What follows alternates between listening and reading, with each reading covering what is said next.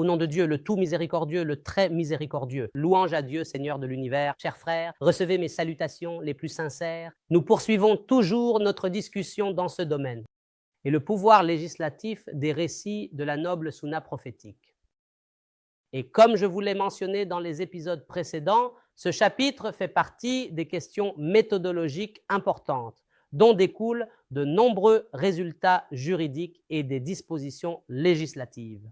Nous pensons, et Dieu sait mieux, qu'elles contribueront à élever et à transformer la situation actuelle de la communauté musulmane en tant qu'éléments préliminaires sur lesquels repose la méthodologie.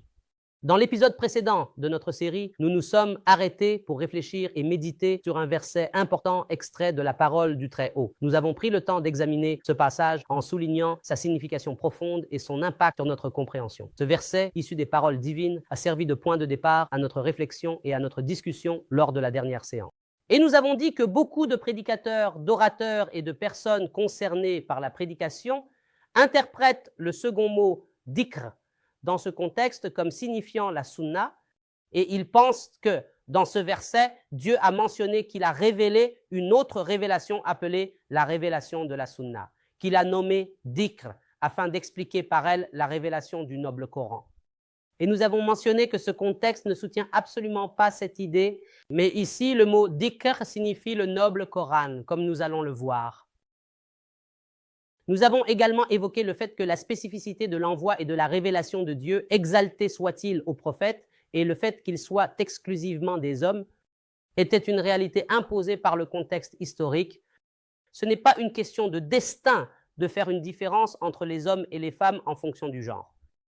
Dans cet épisode, il est très important de commencer par une introduction essentielle. Le sens dans le noble Coran n'est pas nécessairement achevé aux séparations des versets. Que signifie cette idée de façon simplifiée? Le sens dans le noble Coran n'implique pas qu'il soit complet simplement à cause de la séparation ou du numéro qui distingue les versets. Autrement dit, lorsque tu vois le numéro d'un verset, cela ne signifie pas que le sens est achevé à cette séparation. Non, en réalité, les séparations numériques dans le Coran relèvent d'un autre sujet très important, lié au système de codification numérique dans le noble Coran en tant que système global, et cela a ses propres spécialistes, ses savants, ses penseurs et ses théoriciens. Et ce n'est pas mon intention d'y faire référence ni même d'en parler. Et quiconque souhaite approfondir ce domaine du système de codification numérique dans le Coran, il lui suffit de suivre le professeur Abdel Dahem Kahil, car il est l'un des grands spécialistes de cette question, ainsi que la chaîne de l'ami et cher frère Abu Hisham Taher al-Safouti, car lui aussi s'y intéresse beaucoup et possède de nombreuses lectures et réflexions dans ce domaine. Ici, nous allons nous concentrer sur les approches linguistiques, car comme je vous l'ai mentionné, le fait qu'il y ait une séparation entre les versets ne signifie pas que le sens est complet dans la parole du Très-Haut. Le sens ne peut être complet qu'avec le verset qui suit. Dans ce verset que nous sommes en train d'étudier, malheureusement, beaucoup pensent que le sens s'achève au mot suivant. Demandez donc aux gens du rappel si vous ne savez pas. Je dis que ce n'est absolument pas le cas, même si cette phrase a été adoptée comme slogan pour les émissions de fatwa. Du moins, chez nous, dans les chaînes soudanaises, dans les programmes de fatwa religieuses, le slogan de l'émission est « Demandez donc aux gens du rappel si vous ne savez pas ». Alors que cela constitue une mutilation du sens du verset, ce qui n'est absolument pas correct. Vous ne savez pas quoi? Ils vont même jusqu'à penser que ce verset est une preuve que toute personne qui ne maîtrise pas un art doit interroger ses spécialistes.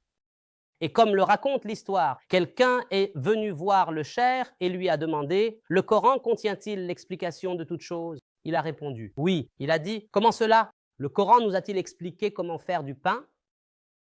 Comment faire du pain? Alors il lui a dit « Va chez le boulanger ou rends-toi à la boulangerie. Tu trouveras le boulanger et tu lui demanderas comment on fait du pain. » Il lui a alors répondu « Mais cela n'est pas dans le Coran. » Il lui a répondu « Dieu le Très-Haut a dit, si vous ne savez pas, interrogez les gens du rappel. » Il a donc considéré le boulanger comme un des gens du rappel. Sérieusement, les amis, le plombier ferait aussi partie des gens du rappel? Les gens du rappel n'ont absolument aucun rapport avec les métiers. Les gens du rappel sont les gens du Coran, car le rappel est une caractéristique exclusivement liée au Coran. Donc ce verset devient complet. Où devient-il complet? Après le mot « avec les preuves évidentes ». Et il faut dépasser la virgule pour que le sens devienne clair. Demandez donc aux gens du rappel si vous ne savez pas, avec les preuves évidentes et les Écritures. Ainsi, après le mot « si vous ne savez pas », nous constatons que le verset qui le suit commence par la préposition « ba » avec « al-bayyinat ». Y a-t-il un sens qui commence par « avec les preuves évidentes » ?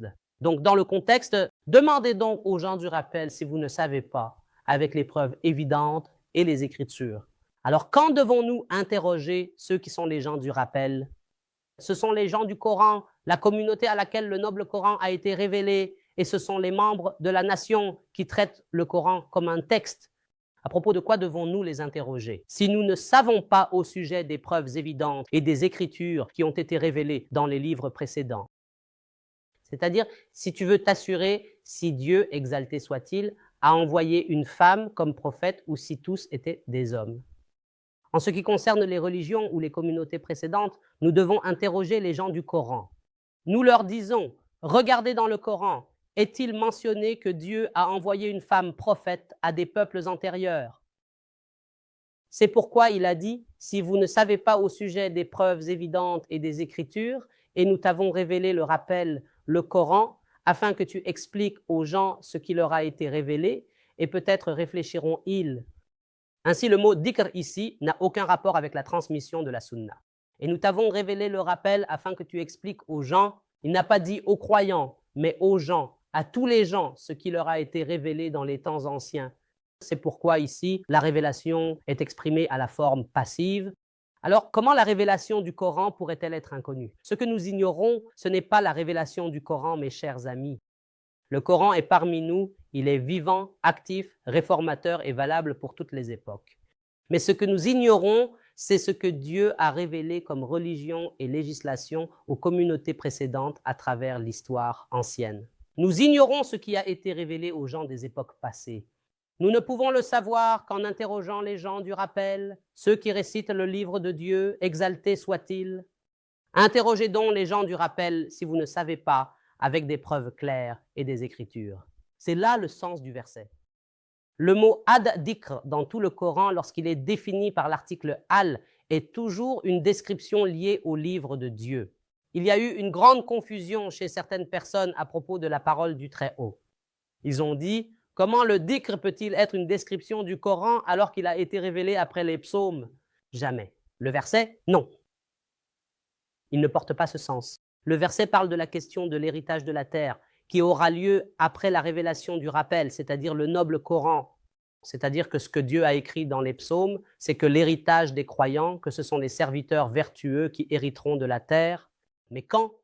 Après le rappel, c'est-à-dire, et nous avons certes écrit dans le Zabour, qu'a-t-il écrit? Il a écrit que l'héritage de la terre revient aux serviteurs vertueux. Mais cela doit avoir lieu après la révélation du rappel. Ici, il s'agit d'une question de pronom et non pas. Et nous avons écrit dans le Zabour après avoir écrit dans le rappel. Non, c'est et nous avons écrit dans le Zabour après le rappel que la terre sera héritée par mes serviteurs vertueux. Chers frères, dans les prochains épisodes, nous poursuivrons, si Dieu le veut, avec sa permission et sa force, la discussion sur ce sujet. La notion de la sunna, les récits de la sunna, l'autorité législative de la sunna et sa relation avec le noble Coran. En attendant de vous retrouver, je vous laisse sous la protection et la garde de Dieu. Que la paix, la miséricorde et les bénédictions de Dieu soient sur vous.